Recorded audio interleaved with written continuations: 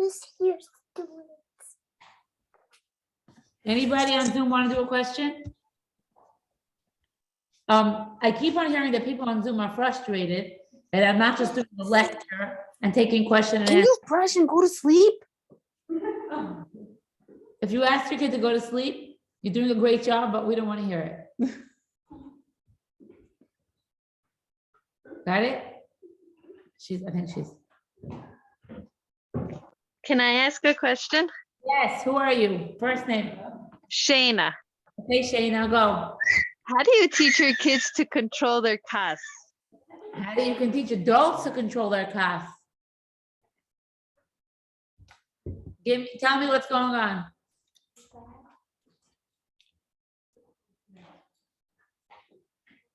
What's going on? She's muted suddenly. How do I you? have the same issue. Can I ask? Yes, what's going on? Yeah, so like my daughter will get really frustrated and start like hitting me, or like she'll like Okay. just like hit her sister. So like how do you respond, let's say, when your daughter hits you? Right, so, all right, so good. I'm gonna do this more in, I think it's 2 more classes. Like stop the kvetching and the chutzpah, that's what this is. I hold a hand and I say, it sounds like you're really upset. Say what you want to say, or I'll say it for them. Like they're hitting and I'll say, I wanted to be first. I feel really upset about this. Give them the words and don't let them hit. What do you mean don't let them hit? Like, hold I your- restrain. But with my son, it also happens a lot in school where kids will do something to him and he'll get overly upset. I don't know if he's being bullied more than like we've spoken to teachers about it and a lot of it, but I don't know if it's like because he's been like the kids aren't nice to him, but he'll like the Rebbe said that basically the kids are like so used to his overreactions that they use that and like do it again to him because it's entertainment for them. I also got a text, which is why I go into the phone, from somebody saying the same thing, that her kid's acting out in school. So what can you do about behavior in school? It's hard when a teacher asks you to help her in school. You're not there. Like a lot of times, the school can't really help the kid with the house, but the house, I don't know if the house can help the kid with the school. Like what's happening in school has to be addressed in school. That's what I think. But there's no way to teach him how to act like more calmly and like not to overreact when kids like, I don't know exactly every situation, but he Right. just like overreacts. So I definitely talk to the kids a lot about it. It does help. Let's say the youngest one is complaining he's really yummy and delicious and most probably double the size of a regular kid, right?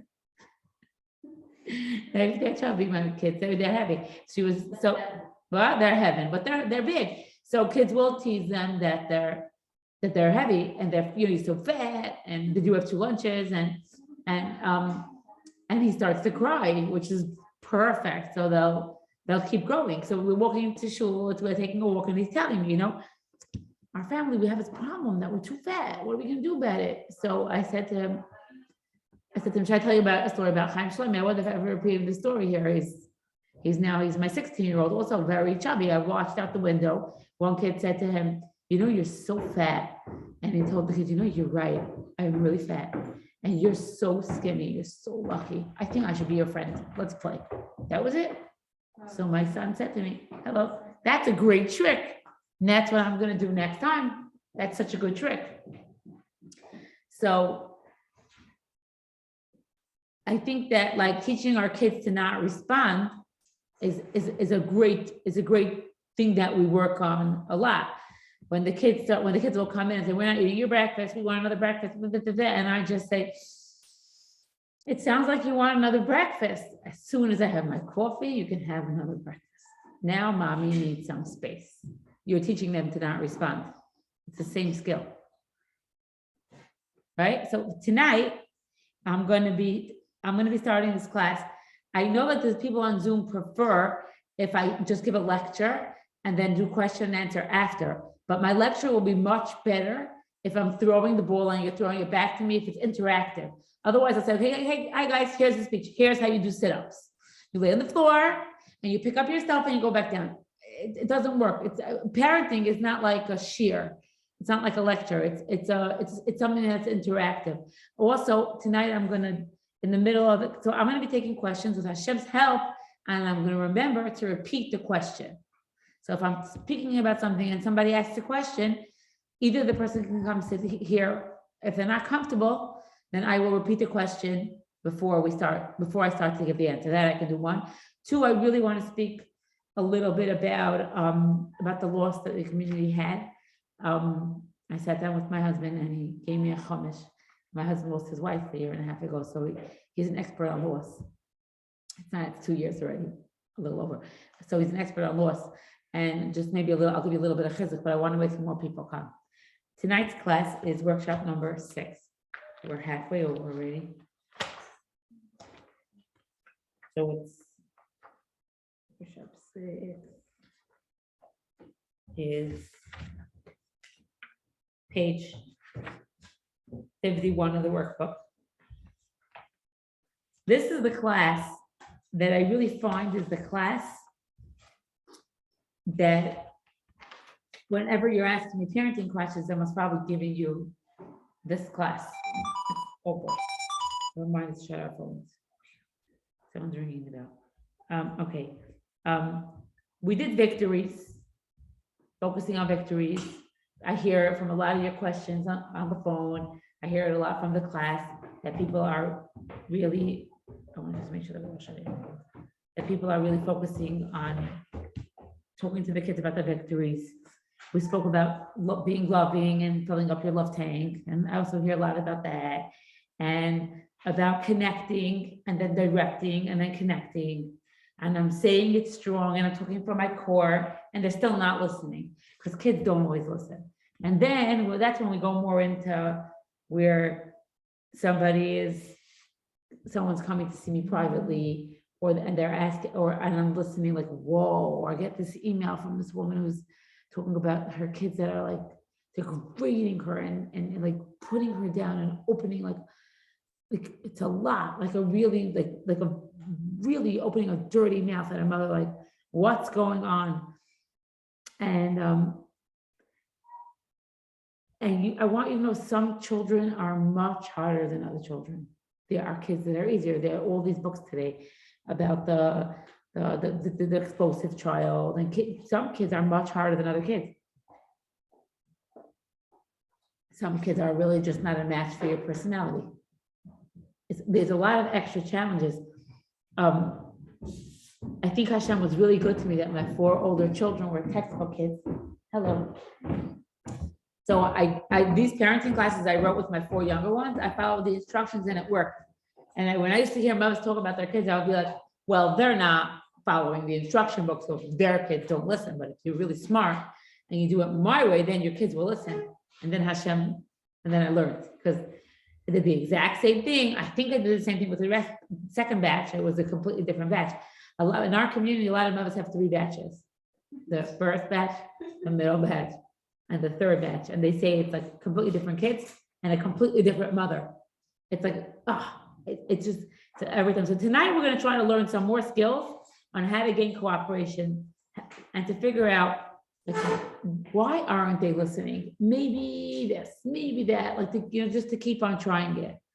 And, I tell you that parenting is not like cooking or baking, that it's not, there's no exact science to it. It's just about figuring out what works with each children. For sure, I think that the children today are dramatically more challenging. They continue to get much more challenging than they've been. Everything is just moving so much faster. So there's something called filibustering. You were the one that said it, like you just say it again, and then you said it. I say it again calmly and lovingly. Before you go to bed, you have to brush your teeth. And then you don't give up. You keep saying it.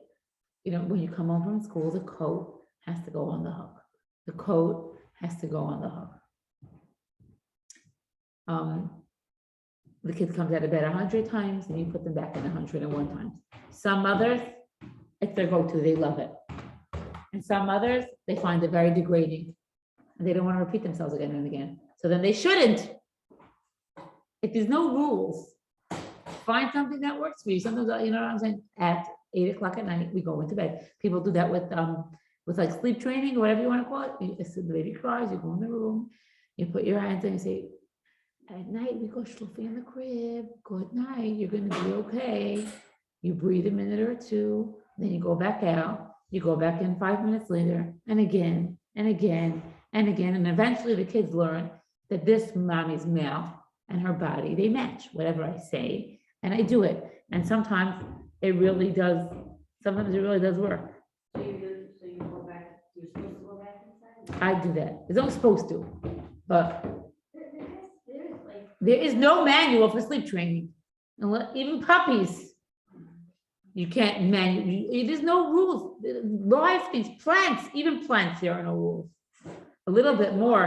What? That's water then. Right, but you know what, but like, the more alive something is, the less of an exact science there is. And you're gonna try. Some mothers are so anxious when they sleep train, no matter how much they're deep breathing and they're calm, they're in such a state of panic, doesn't work. I don't know, you know, everyone does their own thing. I don't know, my kids were here. And that's how they slept here until they were 3 years old. How No. about 5 years old that still comes to our bed? 5-year-old that still keeps coming to the bed every night. So let's make a decision about that. It affects your Sean bias? She cannot sleep. He Like, can't sleep, or you can't? No, even me, I cannot sleep because the way she wants to like feels you. It's not like Right, that to come, I put the mattress on the floor, but she doesn't want to go on that. She wants to come in the middle. this is about a 5-year-old, I'm repeating myself. I'm repeating what I'm saying. This is about a 5-year-old that keeps on coming into the parents' bed. She doesn't want to be in their bed, she wants to be in their body. So she's not letting them, so she's not letting her sleep. Every morning I wake up with me. Everywhere I wake up, my neck is hurting me and I'm hating the kid.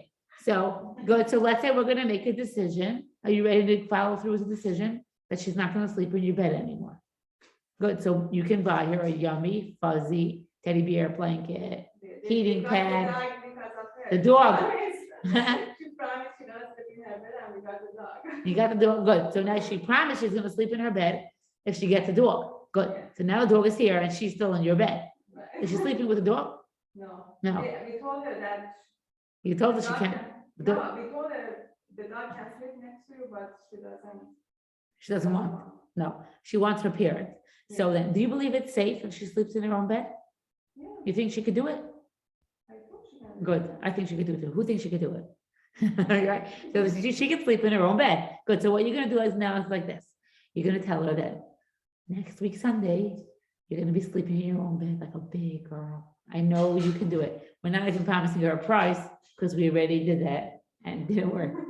So now you're gonna be up for a few nights in a row. Can you nap during the day? Okay, Okay. I have 4 kids, I used to. You used to not sleep. You have 4 kids, right? Right. So you're gonna, every time she comes into your bed, you're gonna put a child safety gate by the door. So that in order for her to get into your room, she's gonna have to wake you up. She does. She wakes you up when she comes into your room? The Yeah. door is locked? We didn't have the lock, then we locked the door. And Right. she woke up everybody. She woke up, everyone's screaming. So I put a gate, so the kids have to climb over the gate. It makes enough noise that they wake you up. So you wake her up and say, oh, connect. You're here. A hug and a kiss. And you say, at night, we sleep in our bed. Pick her up and you put her into her room. You can stay with her in her room for 2 minutes. And then you're gonna go back to your bed. And 5 minutes later, she will come again. And What you if they can- ask you to sleep next to them? What? When you put them back in their bed and they ask you to sleep next to them? You can stay for 2 minutes. You may fall asleep there, which is not a problem. It's not a problem if you fall asleep near them. I've done that. But then you're sleeping in your bed and then you leave and then you go back and then you leave and then you go back. And then you wake up in the morning like a cuckoo mama. Right, you do, but she doesn't because she's willing to do this right now. It's a short-term cuckoo mama for a long-term investment. This is about going back and forth again. And you should know that after my husband passed away, for many months, the kids all slept in his bed. So I would put them to sleep in his bed. I would lay with them.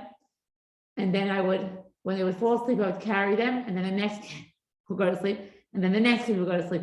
And then it was a really horrible habit that we had to get rid of. But that's how, so there are times when we do things like this. It's not bad parenting. It's just, you're saying that you have 4 children. Your 5-year-old is The last one. the baby. Yeah. Okay. So why didn't the other 3 come into your bed? They used to come to. They also but came. that long.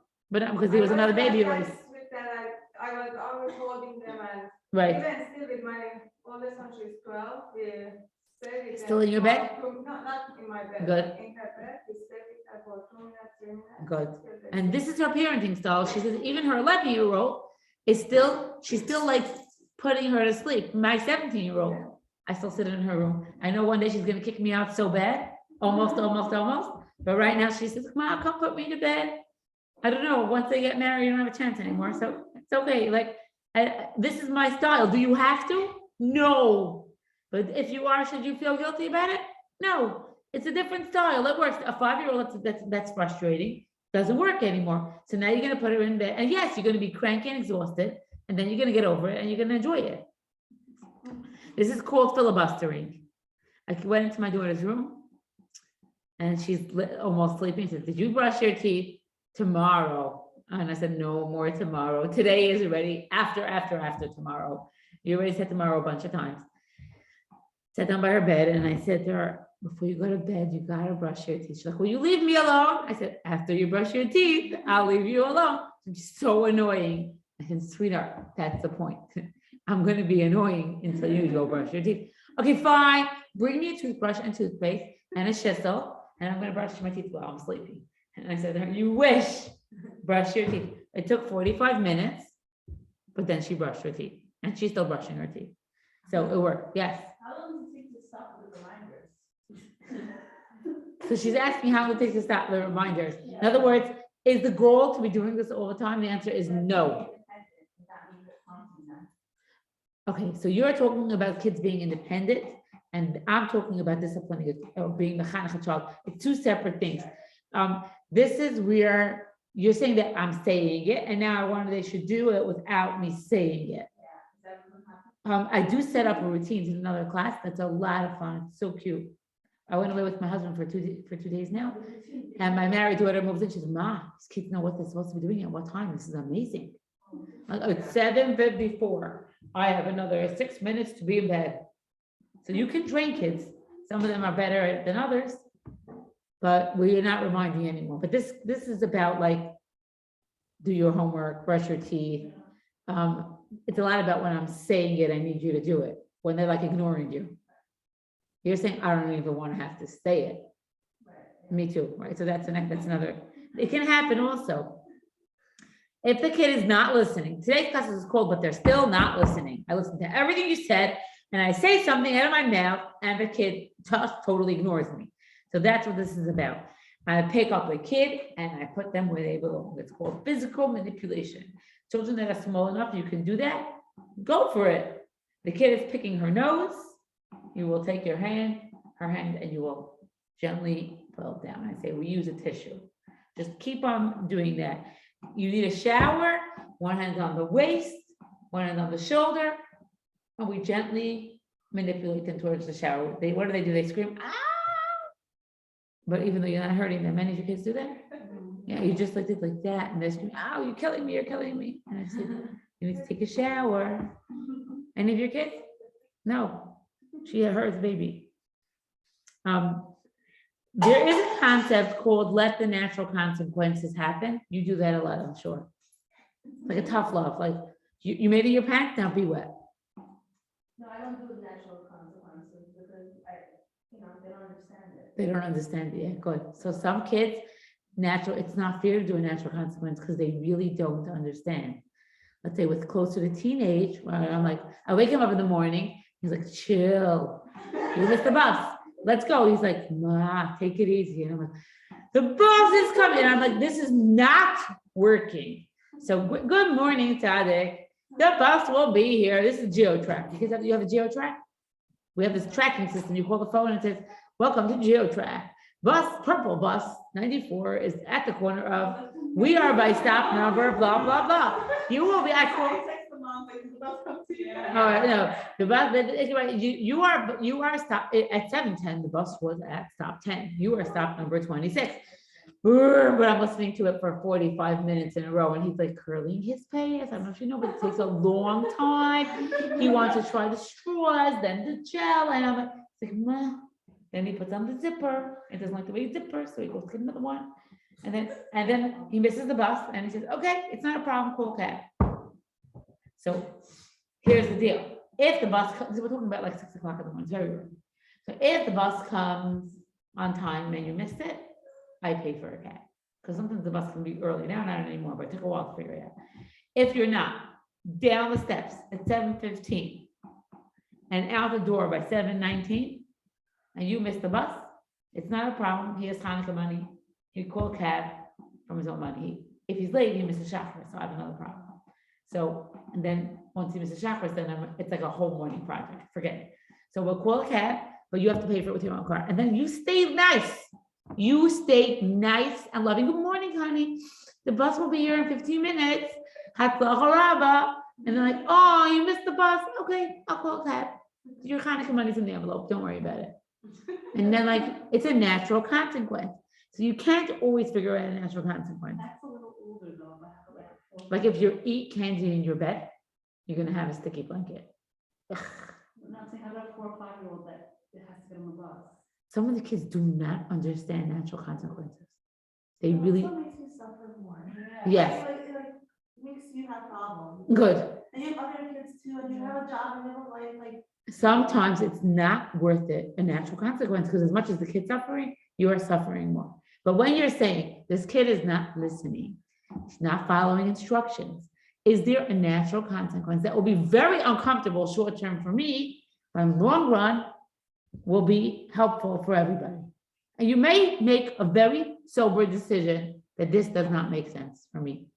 And even though the kids will learn, I will have a nervous breakdown, so I'm not doing it. Good choice. But then the kid's not going to do it. And that's okay. I'm not worried about a 4 or 5-year-old that misses the bus. I'm not worried about them not functioning in an adult world. So if you make a choice, you're going to drive them to school because it's just the easier option. It's far away, like an hour away. Oh, if it's an hour away and the kid misses the bus, so then in other words, right? So one of my kids, right? If he doesn't get dressed, then I will dress him, even though he's a big boy. I'm dressing him. I'm making a choice to dress him because I don't want him to miss the bus because the location is an hour away. So to be like, come on, let's go. No more questions. Let's go. Yes, yes. Jessica keeps on asking me the same question, that you feel guilty when you're being rude. Yeah, but right. Just be quiet. Right. I just say focus, focus, focus. And I say, mommy, you need to focus. By the way, I talk to myself, not to the kid. I say, mommy, we need to focus now. What's next? What's next? What's next? But let's focus, focus, focus. Like that. And then we want to do a natural consequence. No more questions. I just say, we need to focus on the bus instead of like saying, don't do this, don't do that. Also with homework, always asking questions. Oh, wait, let me, Right. trying to change the track. Yeah, sidetrack. They don't want to do homework, so they get sidetracked, right? So I do either like a glasses made out of like a fun thing, those pipe cleaners, or like a sunglasses is a focusing glass. When we do these glasses, we can only do our homework. It's like to make it fun, but the natural consequences more is, this mother's complaining to me that her kids, they sneak snack into bed and they eat it under the blankets. So I said, doesn't that make crumbs? She says, yeah, I'm vacuuming it all the time. Okay. So if you eat chips in your bed, then mommy gets upset. I would rather eat chips in your bed than you have crumbs in your bed. So when you sleep, ew, mommy, my bed is bully. The kids come home with these bullies, these little bullies. And I said, oh, gross, I hate to sleep in a bed like that. Oy, where's it from? Your linen was clean. I just put on fresh linen. I think I have some potato chips in my bed. Oh, oy, let me give you a hug. Okay, Hatzlacha rabba. I'm going to say something for you. I hope you don't have to fall asleep like this, but don't change the linen. Then they learn. If you eat in your bed, then you have crumbs. Yes. No, share the question first. So how do you train yourself to be so calm all the time? Because like after your classes, I'm always like, okay, I'm not gonna yell, but then like something happens and like I can't control myself. Right, so how do you stay so calm? Ariella, right, I was very calm. No, I really am not. Did you add hot water? You're not always calm, and you lose, what? Just add hot water after. You don't have to always be calm, you have to always try. The only thing is that when you're not calm, it's so cute. This man was telling me today on the phone that he ignores his wife. You heard it? He ignores his wife. So I said, to him, okay, we're all human, that's a mistake. So he was pretty upset about it. What do you mean? She's annoying. Men shut down. I said, men, when they make mistakes, they shut down. And when they feel better, they say sorry. You're not allowed to. So if you lose it, it's the human condition and we lose it. And I say, I ask Hashem in the morning, you should please help me be calm. And then I ask Hashem in the night, I thank him that I was able to be calm and he should please forgive me for when I wasn't. And I keep on working on it. The whole class about self-care does help, right? Like I can tell you what time of the month it is if I'm screaming at the kids. But it's not a mistake that Hashem made women raise kids.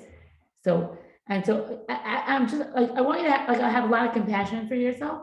We're working really, really, really hard. It's so interesting now that I have stepkids. I feel like I'm so amazing. I'm like, and it really is. It's not true. No, but like it's also like my husband's trying to get my son to tell yeshiva. He made about 900 phone calls. It's nonstop. It's amazing because it's my son. But if it would be his son, I would be like, yeah, like I that extra level. I had a bunch of kids with the flu this week. Everybody, yeah. Flu like 10 kids are missing in each class. Everybody has this flu. Baruch Hashem, it's not a big deal, but it is a big deal, right? So I don't know how many cups of tea I made this week. Ugh, the whole honey went, and the Shaklee vitamins and the C's and just compassion and amazing. It's compassion and amazing, and then and then after that, like it's okay. So you lost it. Now, Baruch Hashem, please forgive me. And then I just say, can I do it again? It's embarrassing, by the way, with a new husband around to lose it. It's really embarrassing. It does help, but I do tell him like I'm so embarrassed. It's like, yeah, I married a human being. Okay, yeah, that's what happens. We lose it. We say sorry. We start again. Tell me. I'm trying to figure out how to be with my son. He's a dreamer. Yes. And he's on like go put on his shoes. We sleep the living floor for literally 15 minutes, holding his shoulder. Right. What does she do as a kid?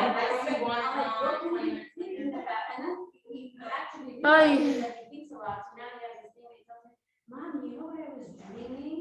Good. So this is a kid that's I'm just repeating it. This is a kid that's very spaced out. But when he does things, he goes like in the floor. Right. And when he does like puzzles, he's very focused. Right. So they call us like the ADD kids, right?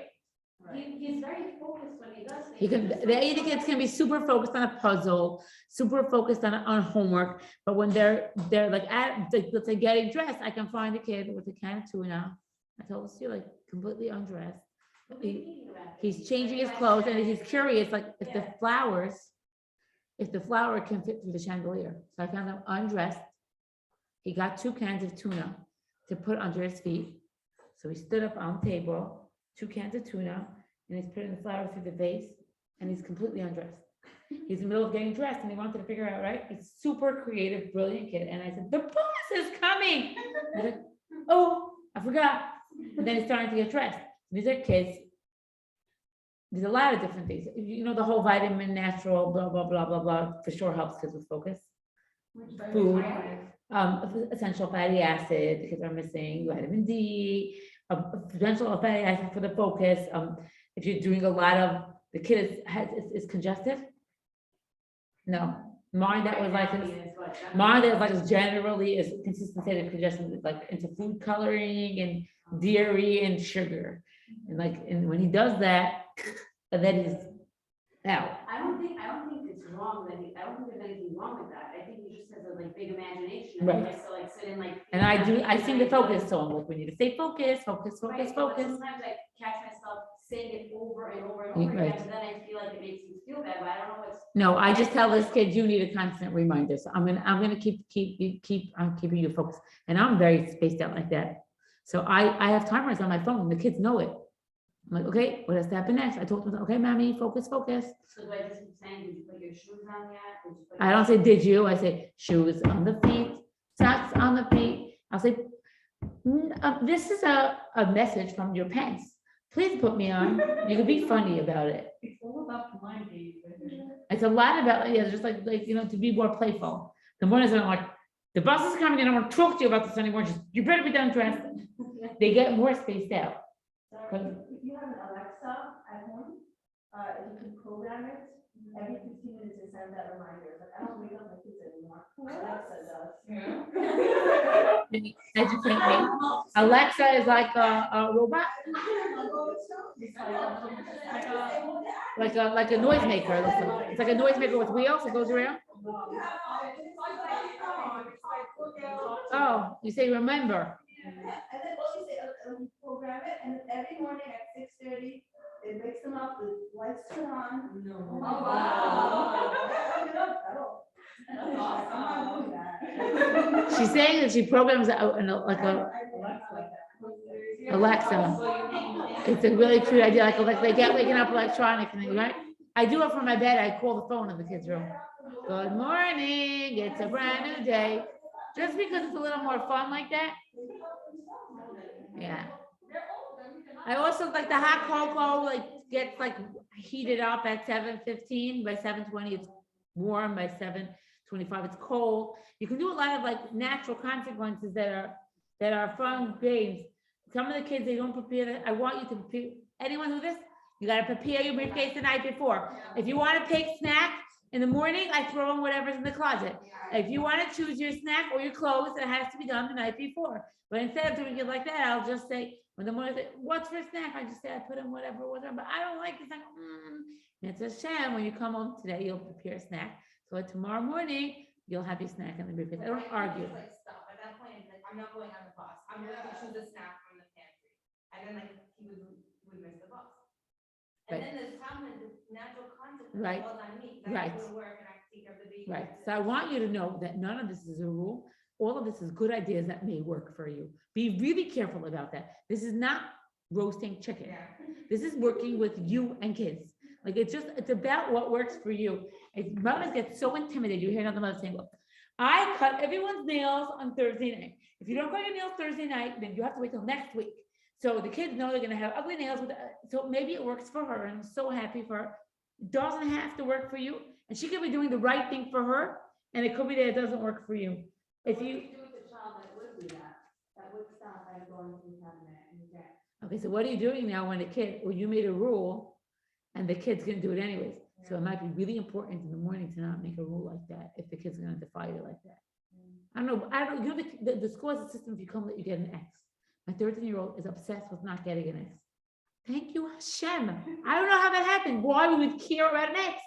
But he does, so it's working. So I'm gonna work it as long as it's working.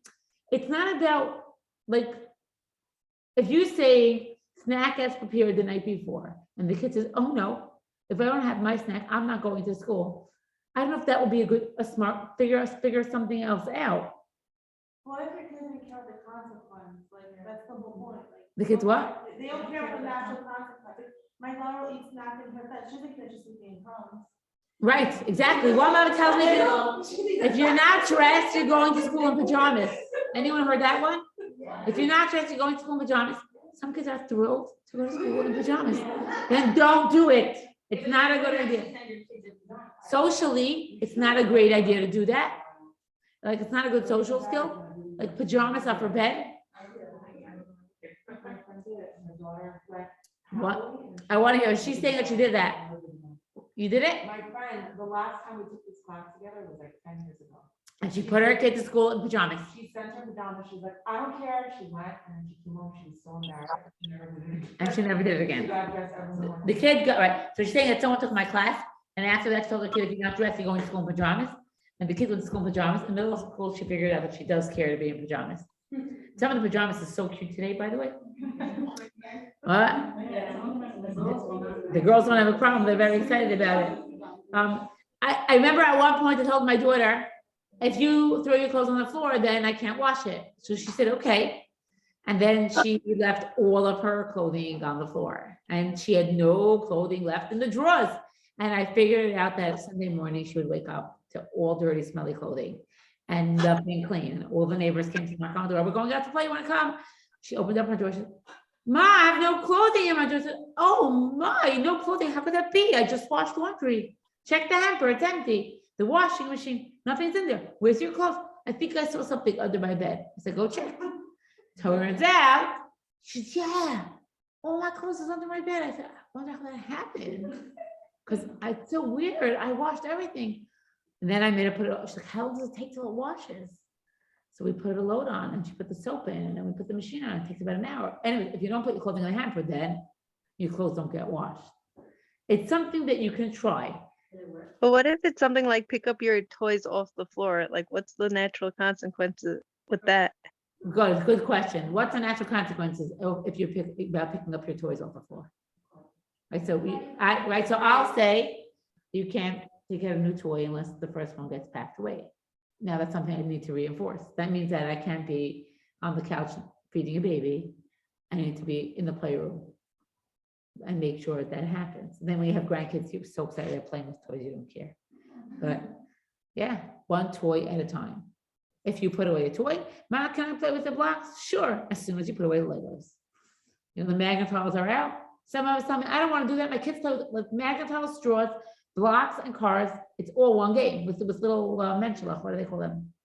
With little, like these little play people. Yeah, Menchies. They play with, it's like, they all go together. Amazing. I'm so happy your kids play with toys. So if they do play with a lot of toys at the same time, let's say they're using their Legos to build a house for their Menchies, and Right. then you say, okay, time for bed, like let's put away all this stuff, and they don't, then what? That I don't want to clean up. Anyone try anything for that? You sweep everything up and put it away by yourself and you're so happy that they played. Right, depends how important it is, right? So I do fun stuff with it, like, or I'll do that in another class, like okay, everybody can pick a color. You can only pick up one color. So you can pick up all the reds, you can pick up all the greens. We've seen cleanup toy time games, or else you can leave the mess for the next time. Some of them are very happy if the toys stay out exactly the way they are. Some of you have toy rooms and really don't care. Just close the door to the toy room. Tomorrow you come back and we keep on playing. They can keep a game going for a long time. So everyone really does their own thing. Now we're talking about punishment. Everyone's excited? No, some people have cleaning help daily. Some people have daily cleaning help.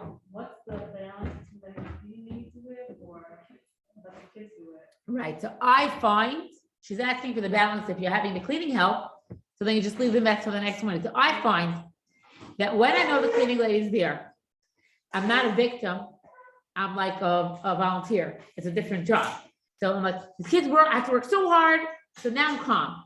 Hello, mommy, and he takes the salt and he spills the whole thing on the table. Okay, now I know tomorrow morning Rosie's coming. So my core is calm. It's not dangerous. Take a breath in and I say, hello. The first thing we got to do, we got to clean up the salt. I can be calmer and stronger about reinforcing the mess that the kids clean up, because I know that if they don't clean it up, Rosie will do it tomorrow morning. So I'm calmer. They also say Rosie's coming. Rosie's coming. I said, it's true that Rosie's coming. You need to clean up your own toys. It's really important. It's, you know, this is what has to happen. You don't want us to grow up and then like rely on her to do everything. Because I like a lot of families have that issue now. Like, Miriam Manahan calls it the Mexican girl syndrome. You know, in Mexico, the girls have a lot of help. There's a ton of help. It's very not expensive, so that they don't even know how to close their own zippers. So I find that when I'm not overwhelmed, I can be much clearer and much more consistent. So that when there's a lot of cleaning help, my kids get used to a decent lifestyle of that it's cleaned up. And I do this cute thing. I could do it in another class. Like I have labels on everything on label machines. My entire house is labeled. So, and then every item has to go home. Every night, every item has to go. You go clockwise around the room. And every item goes home. And every year, I do 12 weeks of routine. And I go through in these 12 weeks, I go through the entire house. And I make sure that every item in my house has a home. Otherwise, it goes out. And like socks, books, the kids know where everything, they know where everything is and they know where everything belongs. This is actually like the latest program, like I did a 12-step program called CLA, Clutterers Anonymous, where I created for people that suffer from hoarder or cluttery. So I did it like my home as a showcase, but it was the best thing I've ever done. So the kids know where everything belongs and where everything has to be. Ariel, you saw any labels in the house? No, next time you come, I'll show you. It's so cute because it's all over the place, but you don't see it. It's every basket, every scissors, every screwdriver, every item has a place with a label where it belongs. And every night I said, did you put everything, did you put your home, did you put everything in your room back in its home? I find that if they have cleaning help, I could do this. Otherwise I would be drowning. It wouldn't even be possible. What age do you expect? Like let's say they're like 3 and 4, for example, and the playrooms, like I can't expect Right. them, you know. I don't, right, so a 3 or 4-year-old, I would much rather, if I'm teaching them and I have the extra time, I'll just say, all the toys go back in the box and I'll pick one toy and put it back in the box. I'm not gonna have to do the whole room. Right. The goal is that they should learn how to pack away their toys more than that I shouldn't have a job to clean up. Should I stop for a few minutes now and speak a little bit about the loss? Yeah? So I heard a story from a few different places. I was so used to, I got so used to like, hearing about so much loss, but Jessica, you sent me the email saying that like they lost a 15-year-old girl, right? You were all, say it again. Liel, Dina, Bat, Ephraim. Wow. A 15-year-old girl was hit by a car and I think as mothers, it's very, very painful, the loss and you can't, we can't protect our kids from what Hashem wants for them. Did you think about it that she died so suddenly? That she didn't even know that she was dying? I hope she didn't know. And she was the only one out of everybody else. Why'd she die? They were in a car. They were in a car, but like you're saying, it doesn't make sense. Like she was the only one in the car. Like it was that drunken driver car was created to kill her. It was like a missile. It's not a mistake. She does this like. And buried like on a Sarbatavia. And then buried on a Sarbatavia. The most, like a sad day, like a mourning day. Right. It's like forever we will mourn her loss. It's a loss forever. Yeah. Yeah, it is. And you're dealing with. It's already a fast day. This is a day, right? It's like there's no mistakes. I was thinking, I had a beautiful, beautiful story this Hanukkah, and I think that like, if we want like chizuk out of this, like the way she died, it's with the finger of God. Like you see Hashem's like, it couldn't have been, if you could have hit it, like it could have been one person this, it could have been 1 inch this way or 1 inch that way. It was. Yeah, when I met my new husband, I kept on telling him, Shiftecha, umishantecha heima yenachmuni. Shiftecha is the stick that you lean on, right? Shiftecha is the hit that you smack somebody with. And umishantecha is that same stick is like a cane that you lean on to walk. Heima yenachmuni, this is what gives me nechama, this is what gives me comfort. And I said to him, the way that my husband died, the patch, that stick, it was such a precision hit that only God could have done this. I mean, it sounds like only Hashem could have been this accurate. Like it was so clear. And if I have like 2.5 weeks to talk, I would tell you about how this man prepared to die. He was completely healthy, but he spoke about dying. Did I speak about this here at all? Yeah. He knew he was dying. He was telling me how sweet the world to come is and how much he's looking forward and how worried he is about me. You're going to be okay? Are you going to be okay? He was healthy. He was healthy. He was not only healthy, but it was a little bit of a health nut. Like he was like a real, a Victor Miller fan, like very into he had a little bicycle in his room every day. He made sure to ride his bicycle. And he was a cipher. He used to write, but he always stopped and he did his exercise and he ate like whole grain and vegetables and especially. And the last year he was eating. He was doing a ton of learning that he never did before and mitzvahs, and he bought a life insurance policy. He prepared to die. But it was really, my 7-year-old son, he was 5 then, and he used to tell my husband, you need to teach mommy how to cut the challah. because soon you're gonna die, and mommy's gonna have to touch the challah. You know, your kids do this, like they speak a little bit about death and dying and souls, and they all the time. But specifically about my husband, it freaks you out, right? But not like this. He spoke about my husband dying, and he kept telling me, "Mommy, I think better you should die than Tati because then who's going to take me to shul?" And I shriek at him, "Stop it, chas v'shalom, God forbid." And when I told him, Tati is, Tati's not here anymore. He said, "Okay, now I won't have to say chas v'shalom anymore. Now I won't have to say God forbid anymore. I told you he was dying. Like, I knew this." My husband walked around saying things like, Binyamin ben Yehudis, it was his name. He says, "Friends, pray for me, pray for me. Do you see the Sitra Achar? You see the Malach HaMavis? He's running after me. Can you see?" But he had this big, fat, happy smile on his face.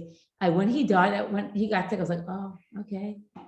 This is what he must have been talking about." But it didn't freak me out because he was really so happy. But what gives me the comfort is that it wasn't a mistake. It wasn't a mistake. And it's a loss for us, but it wasn't a loss for him. I'll just share with you a little bit. Hanukkah, we just had a beautiful Hanukkah. It was emotionally very, very draining. We had 4 Hanukkah parties. We have the 4 sides now. And, each side is integrating into the fact that we're a family, we're still here, we still love you. I made 60 slices of salmon for the Abramowitz side with the green beans that I'm making for Hanukkah party for years. Like, "You still want to make it?" I said, "Of course, more than any other year," with all the stepkids and the new husband. And it's a lot of integration, very slowly, but very painful, with a very strong, like seeing Hashem's finger, that same finger, like seeing that, like that same finger. And the fact that I married my husband's good friend's friend. Like, as soon as I came home from the cemetery, he called me, he said to me, "I don't know if you're ready to hear this yet, but you know that your husband will never rest in peace unless you remarry. And my friend Fischel is going to be your new husband. You have to meet him." Like, I don't know, she referred clients to me a lot. She was also a therapist. She worked with people. And like you see, like the finger of Hashem 100,000 times. So here it's Hanukkah.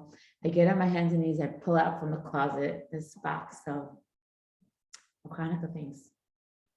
And you see the wicks for my late husband, next to the wicks for my new husband, and the napkins, the Hanukkah party, happy Hanukkah, like the Hanukkah parties that we spent, you have the extra ones that you put away for next year, and the latke things. And I pull up these boxes, say, "Fischel, what's this?" He starts telling me, "My late wife used to make me cookies. Dreidel cookies for my students. I used to bring every year students, for my students, Dreidel cookies." And I'm thinking to myself, "Dear God, what does it smell like? Cookie dough? Like, what's the big deal?" And he said, "That, the Dreidel cookie cutters that we have downstairs? The kids used to make Dreidel cookies with them." And I'm thinking, I don't have the energy in my body. Like, I can't think of doing one more thing. Also, the kids are all like missing their mother and missing their father, and which Zmiris are we singing, and who's coming home when, and the miracles are really happening. The kids are all on the couch, on my lap. My kids are lighting their father's menorah. It's like, it's much sweeter than you could have ever imagined, but very challenging. I said, "Dear God, I'm begging you, send him cookie dough." I go to the bakery 2 days later. I'm ordering these cheesecakes, this sugar-free cheesecakes. Half the kids are on diet. So I made this cheesecake with the sugar-free one. This bakery makes the best one. And the lady in front of me is a Mora. She's a teacher and she's online. She says, "Is my order ready?" "Yeah, 5 pounds." She said, "I only ordered 2 pounds. They said, "I'm sorry, you ordered 5 pounds. It's a special recipe. We never do this. We did it just for you." Cookie dough. I said, "Can I have the extra 3 pounds?" They said, "Sure." And you should know that it's interesting because you can get cookie dough anywhere, but the Hechsher, like, this is the only bakery that I would really do that. And I had no idea they make cookie dough. I called my husband on the phone. I said to him, "Fischel, get to your wife. She sent you cookie dough." And we came home, we all wrote, you know what I'm saying? They all rolled in, his kids were all coming down with the cutters. So I don't know if this gives you any hope or anything, but like the nisayon that these parents have, Hashem will give them the strength, and he will show them his finger again and again. And we know nothing. What do we know? We don't know anything, but we know for sure that Hashem is there, and he's not dropping us. My husband today, he sings all the time. Kachomer b'yat hayoser. You know, Rabbi Kalai Laman, so yadati, kehineni b'yatcha levad, we're in your hands, right?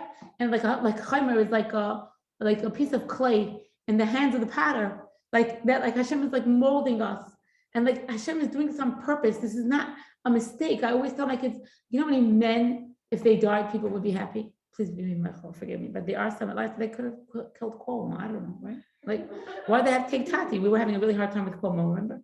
Like they could have, like, why did they take Tati? Like I think Cuomo would have been like, brought people a lot of joy if he died. Like, I don't think to be like, it wasn't my mistake. The fact that he was healthy. He was healthy. It doesn't make any sense, but it makes perfect sense. Like this is like Hashem knows what he's doing. And these parents, they will come out better for it. So my husband showed me in the Chumash, last week's Parsha, I don't know how much it was Parshas Vayigash. It happens to be that I know what he's talking about because my late husband was a sefer, was a scribe. So you actually see, I watched him write all the time. I used to sit in the room and he used to write, and it's like the best. I could just sit there. He was so patient and so calm, with always like some music in the background, and he would be writing. So between one Parsha and the next, some of them have spaces, and some of them have more space, and some of them have 9 spaces. He used to put his finger 1, 2, 3, 4, 5, 6, 7, 8, 9. Keep the finger there, and then he would start to write. It's like artwork, unbelievable. And then he would start to write again the next thing. But between the last parsha, between Vayigash and Miketz, it's the last parsha. It's a run-on sentence. There's no space. So why? It's called that. It's duma. It's closed. Why? And this is where it speaks about that Yaakov Avinu died, and it was a very dark parsha. It was the death of Yaakov Avinu, and in this parsha, by the way, it's loaded with all the pain that Yaakov went through in his life, and all the faith that he developed from it. Anyway, so there is no space, but my husband said, really, there is a space, because the first 9 letters of the next parsha is Vayechi Yaakov. Yaakov lived, and that's the space that when there's death, there's more life. So all we see is death. We see no break. There's no break. We're getting a break. There's no break. It just goes, and it feels like there's no space. But if you look in that, like that, there in that darkness, in that closeness, in there is no space. It's Vayechi Yaakov. Yaakov lived. There was chai. There was life, and you will see from this tragedy how much beauty and how much life will go, and that this wasn't a mistake. I also want us all to deeply remember that her parents have the koyach that it takes. They have the strength, because it's their test. It's not your test. You don't have to cope with their loss. You have to cope with your stuff. You have koyach for your stuff. Hashem will send all of these cookie doughs for them. You want to see? They'll send cookie dough and cookie dough and cookie dough.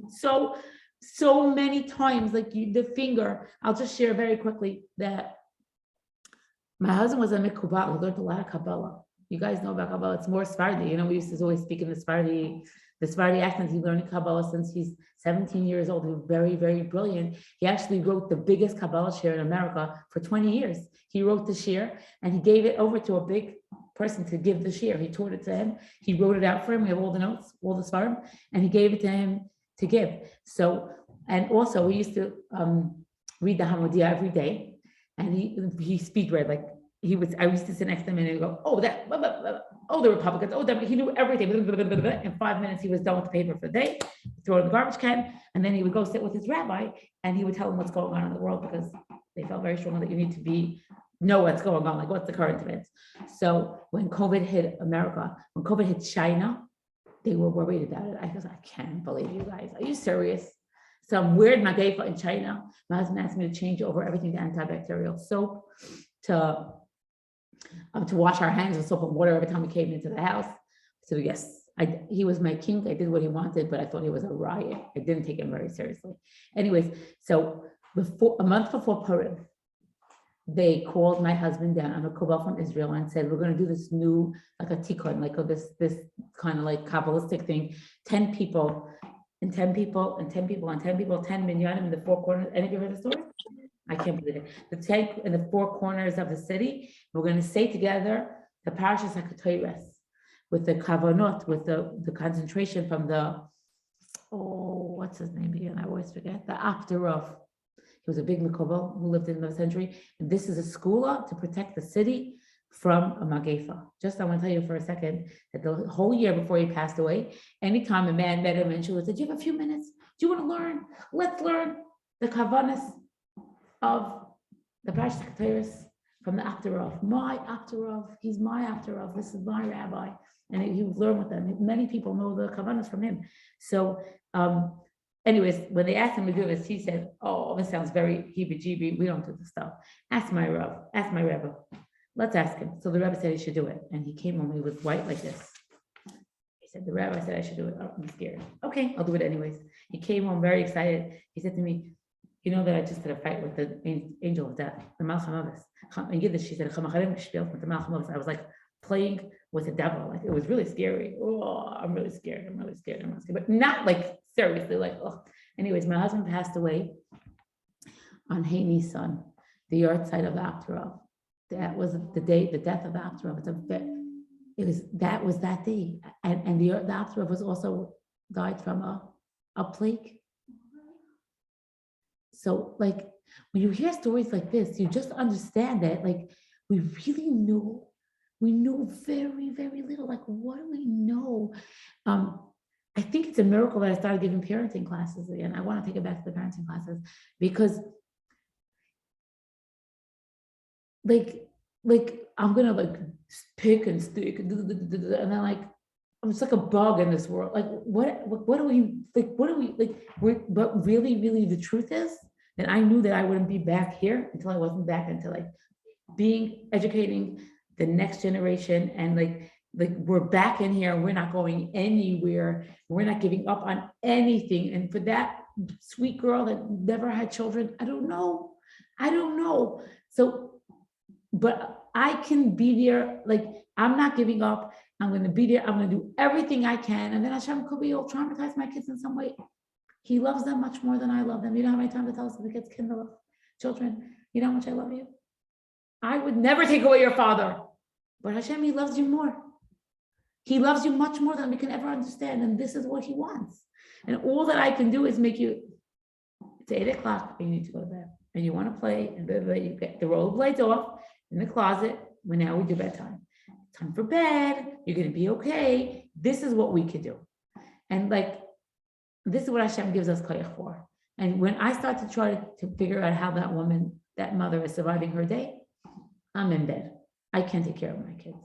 It doesn't give me that. It's not mine. Mine is saying, our saying is to do this. So I hope you guys got some chazak from that. Should we go back to parenting now?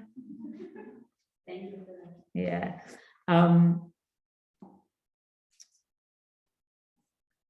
You know, one of my kids was really sad if he missed the bus. So I let him miss the bus a few days. Is that a good natural consequence? For some kids, it's a good consequence. And for some kids, it's not. You guys all know about the when then rule, right? The when then rule. Like when you clean up, then we can have a snack. And then the kids do it right back to you. Anything that you do, the kids will do right back at you, which is why you're teaching them fabulous communication. Right? I'll tell my kids it's time to go to bed, and my kids will say, as soon as you read me a book, I will go to bed. And I'm like, oh. Right? But then I'm like, great communication. Time for bed, let's go. So I'm still the adult here. Don't get scared by it. Like you set the rule and they're gonna set the rules. The when then, the as soon as, when your shoes are on, then you can come into the kitchen. Right? When you're dressed for Shabbos, you can join us in the dining room. Some kids break every rule that I just taught you there. All really sweet what I'm saying, but any of you have a really defiant kid? Some kids, more and more than they're like tough, too bad. And those are the kids that instead of telling them what to do, I ask them what they think they should do, which breaks every single rule in every book. But for some kids, it really works. Think we should first have supper, or is it a better idea to first get into pajamas? And then once you give them that little, especially the men, the little boys that are men, they're like, I would suggest that we first do supper. And then once they do that, and then Toys are a mess. What do you think we could do about it? It breaks every rule. It's not even covered, like according to the Torah, it's not a great idea, but for some kids, it works. So we say if it works, then you work it. How about we eat supper now? Think it's a good idea? And for some of those kids, as soon as you say go, they say no. So just having them part of the committee, it does help.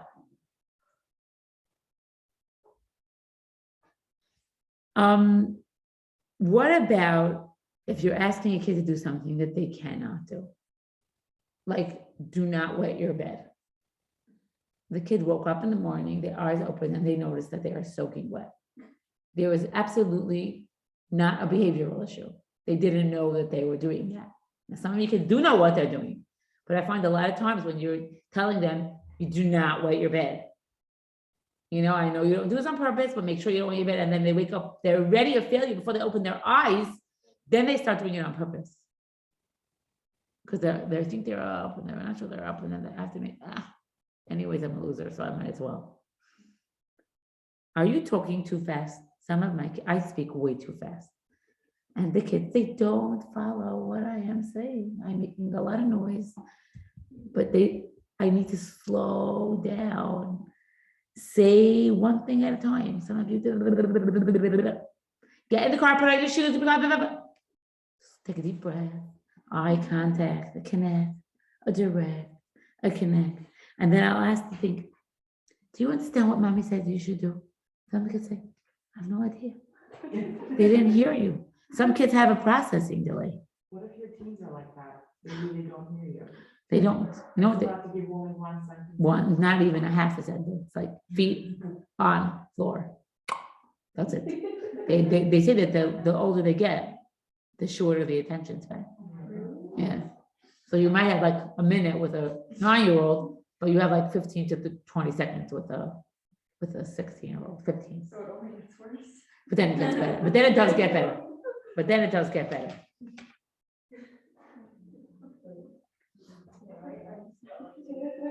So like nervous. Wait, but the wedding the next day, what would you like? With a what? What do we do about what bed's wedding? Right. So, you know, there's a lot of different options. I don't know, some boys genetically, they just like till they're 15 or 16, they have small bladders. There's really nothing you can do about it. Once they go into their hormones start to kick in, they become adults, the voice starts to change. They're suddenly not bedwetting. It's not their fault. For camp, you get their medication. Don't give them water, milk before. Don't give them water, milk before bedtime. They get to an age where they try to figure it out on their own. Yes. Would you put thumb sucking in the same category as bedwetting? Like they don't know, like they know that they're doing it, but it's like. So let's say thumb sucking is a good question. So if there's thumb sucking in shul, No, at home. at home in their bed when they're sleeping, You know, at home, like the second they come home from the bus, like they don't do it at home, but Right. like the second they come, an 8-year-old is sucking her thumb. So if a boy, so the question is, does it affect them? Or how does it affect them? Some kids suck their thumb and they're out to lunch. You can't, they're not focused. Some of them, it's amazing. It's calorie free. They're not watching anything. They're not eating. They're just on the couch with a coat. It's a sensory kid, very sensory kid sucking their thumb. I know my best friend called me the night before a wedding crying so hard she couldn't talk. Like, well, I thought the wedding was off. She's like, I sucked my thumb, what's gonna be? Turns out he hated it and she stopped. So do we? My dad is constantly telling me, you have to tell him to stop, you can't continue to swear my dad. Yeah, her father's worried about him sucking his thumb. I know some really, really special rabbis that suck their thumb, just saying. I just don't wanna like. So it's like, so the nail polish to put on. That doesn't work. The nail, I wait till the kids want to stop. He's so used to it. Right, I want to tell you something. He's not sucking his thumb on the bus No, not at and not in school, which is, I think eventually he's gonna stop. If the kids are socially off, a 5th grader, they don't know about it. So he's able to control it. It's just, yeah. A lot of times they do it when they're tired. That's what my kids do. Just like Exhausted. at night after school, they're tired. That's when they do it. For example, like Right. January 1st, like no more. January 1st, no more. Is that a good thing to say? Try it. See how it goes. Hands down, right. He's very clumsy here. I don't think, Something that he likes and handed him. I really think that if you stop a kid from sucking their thumb, you're not traumatizing them for life. And if they keep sucking their thumb, you're not messing them up either. Unless it's a social issue or they're sucking their thumb and they're not focused. I don't think that a kid sucks their thumb and instead of eating. I doubt it. You don't think so? Ask the pediatrician. But I don't think so. Sometimes I find that when kids are being abused somewhere, they act crazy at home. So, that's what mothers tell me, like suddenly it goes from like the kids sweetheart, everything's fine. And they come home and they're angry and they're biting and they're throwing and they're hitting. And you worried maybe the kid's under stress or the kid's going to an ex-husband over the weekend. And then the next week is really hard, the next few days. It only maybe helps to understand or to know. It doesn't really change anything. What about kids that start saying they're scared of their room? Right. What about kids that say they're scared? And he literally wakes them, He wakes up from fear. multiple times in the night. How old is the kid? Wakes up, 3. 3, right? So there is an age where smart kids get really scared. Or traumatized kids. Kids that have been, right? My daughter's waking me up. She sees skulls all over the place. So a few months, I went nuts.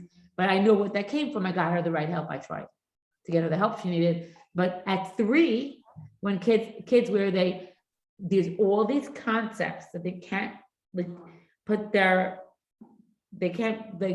put into words, but they get really scared.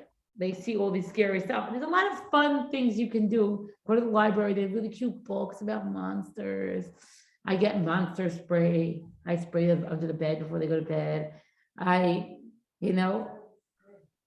We say in Yiddish, we only we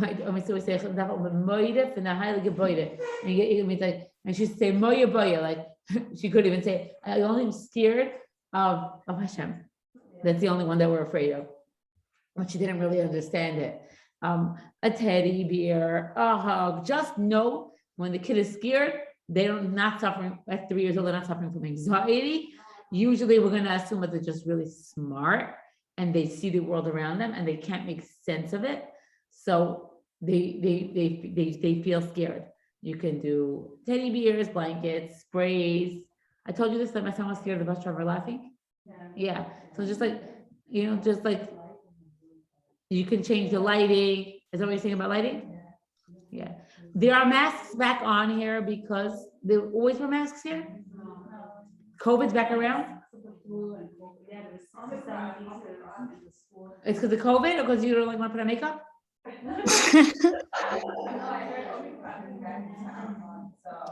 That COVID is back? Okay. You don't want to, yes. My daughter has OCD. Yeah. It's not affecting her life, but at night, she has a whole routine she does. How old? She's 7.5. There's OCD and she's scared that her daughter has OCD, or she my knows. My sister-in-law, they're not diagnosed, but Okay. they're all very much Their OCD, they have their routines and their structures. yeah. What does she do? She puts her clothes in a certain way. Her light has to be her closet door open. Light has to be a certain. It has to be a certain way, and the pillows have to be a certain way. How long does this routine take? 2 minutes. So that's not really OCD. So that's why I don't make it a big deal, and I'm always I try to play it off. I'm okay, you can't. And she's I sleep with the pillow, and when I leave, but it's actually make sure you put it the right way. I'm so OCD personality. Yeah. It's she's just a little bit of a rigid personality. She likes things to be a certain way. Yeah. Okay, so what would be the opposite of that? You want to take your flexibility. Yeah. Okay, so first of all, when you get anxious about her OCD, you're actually making the OCD. Yeah. So when I have mothers that come in and describe schizophrenia and a 4-year-old, I'm trying to figure out where is this coming from. Usually there's a father or a grandfather or a grandmother, someone that was diagnosed, and then we're putting all these diagnoses on kids. These diagnoses really are very hopeless and locked in. And what's the solution for this? So because let's say there's an OCD tendency. So that means the kids are a little bit more like have the things the way they like, A, and B, chas v'shalom, God forbid, if there's a trauma, then the OCD can like break out. Like, when we all get stressed out, some of you get migraines, some of you get infections, like, and they'll get OCD-ish, right? So just to have that awareness or compassion, but I think that what you want to teach her is I can be flexible. I can be comfortable, even though it's not exactly the way I want it. There's enough times in her life where she can't do the pillow thing and just keep on teaching her. You're so flexible. We're like, made supper tonight. Nobody ate it. They all had cereal and milk. I'm really proud of myself. I'm so flexible. Just like to show the flexibility. And just also say that you really like things when they're just so. And I'm so happy for you when it turns out that way. But if it doesn't, you can be okay anyways. Really bad crippling OCD doesn't happen to everybody that has a tendency. And we all have multiple tendencies. Yes? Oh, I have a question. Yeah. Do you have any experience with night terrors with a 6-year-old? You went to the doctor? I asked the pediatrician, he said it's just something that kids grow out of. Because sometimes it could be like strep, or it can be something, or like an upset stomach. You ever have like you're not feeling good and you wake up in the middle of a horrible dream? It could be something physical. That's one thing. The night terror, when the kid gets up, are they up? No, it's like an actual terror, like. In his sleep and you can't get him out of it? No, not really. Sometimes it's better than others, but it's as if he's like seeing things and he's really terrified of something. And you can't calm him down. You can't wake him up. Not really. So she's saying that her kid went through that in the past. Yeah, but it lasted pretty long. It lasted pretty long. And I couldn't wake her up when she would have nightmares. Well, I can't hear so well. the thing that she couldn't wake her up when she had these nightmares, but it took a while, but then it passed. I hear.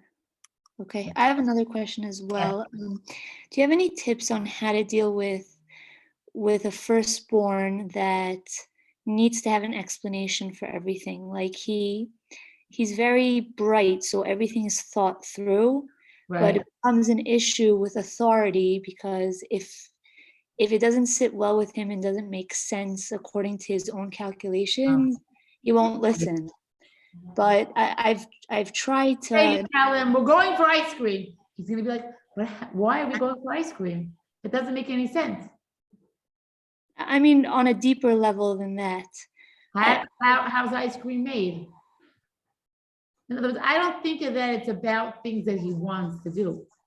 It's about the things that he doesn't want to do, right? I mean, yes and no. He's very bright, so he wants to understand everything. And my mistake was that from a young age, I treated him like an adult. So it was more like I explained things to him. We're doing this, like it was a mistake. Well, I want you to know that this is terrible. Like if you wouldn't have, this is all your fault, right? Right, it's my fault. You can't come to the class if you're not going to say that. I'm joking, if you wouldn't have explained things to him, then he would have been dumber. So the bottom line is that right now it's Shabbos, and he cannot, and he cannot play with his toy car, right? No, so he's much older. So he's 9 now. Okay. And since he's in like first grade, he had a very good Rebbe who told me that I have to stop explaining things to him. Like it's what mommy says and that's it. Sorry, what was that? The Rebbe's in the 5 towns?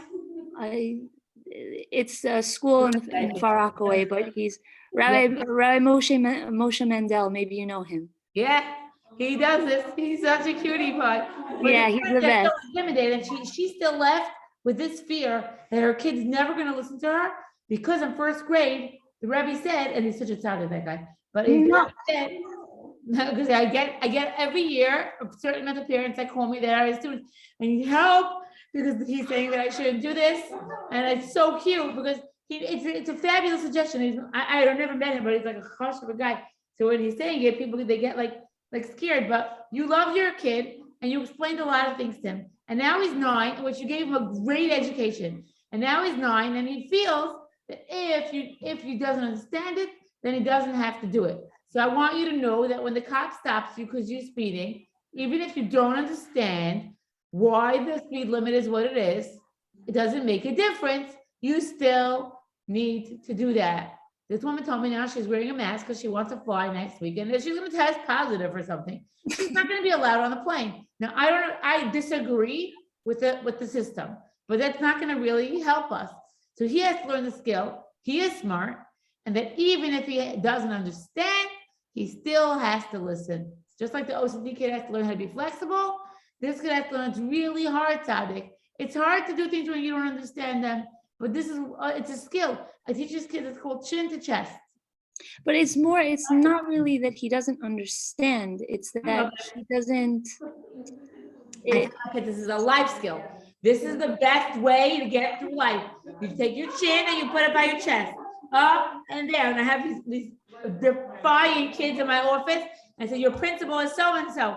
Okay, let me teach you the best trick how to get through her class. This is the way it goes. You want to make it through high school? You put your chin by your chest. Just listen. That's it. I say you take the cotton ball out of your ears and you put them in your mouth. You take the cotton ball out of the ears and you put them in the mouth and you listen, and then you do like that. But you're saying he is a smart kid, and you may even tell him, you know what, you have a few fabulous questions.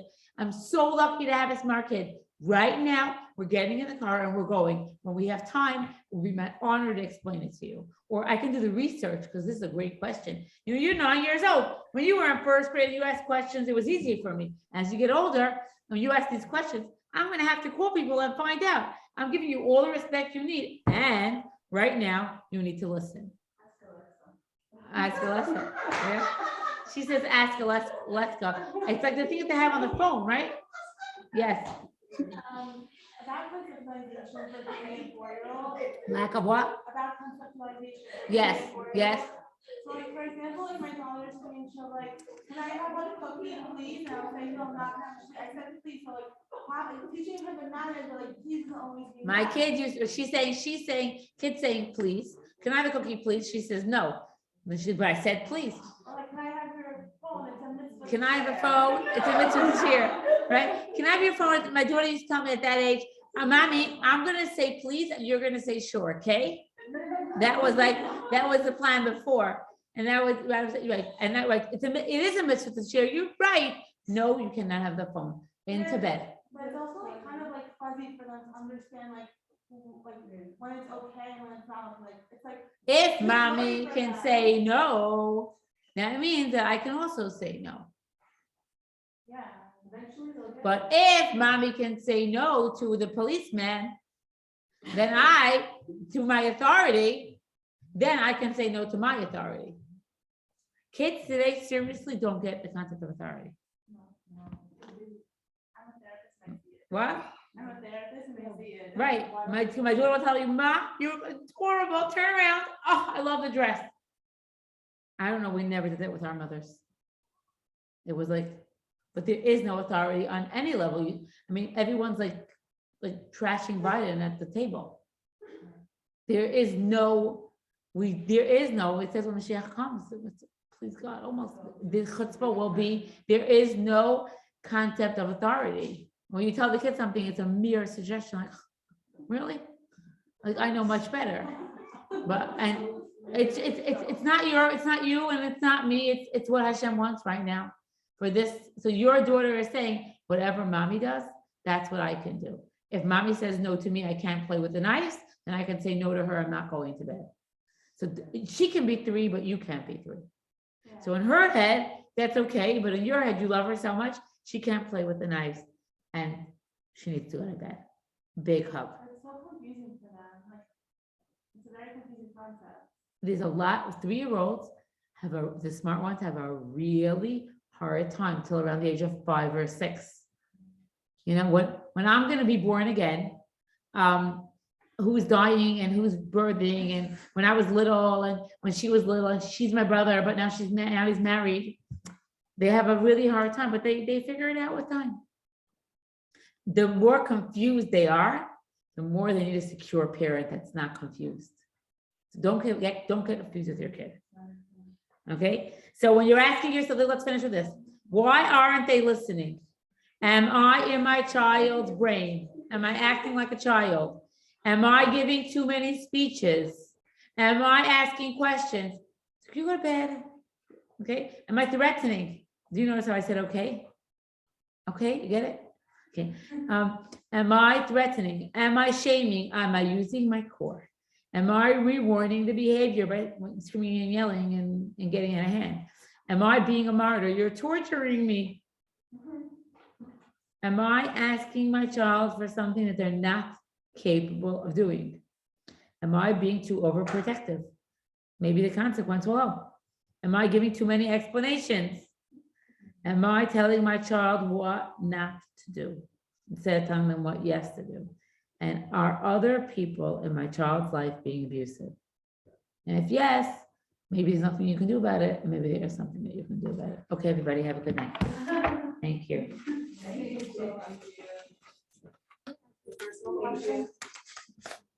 People are gonna listen to that. Oh, Yes. so I am a therapist in New Hampshire, as you know, being a therapist, we're giving over all day. I work with kids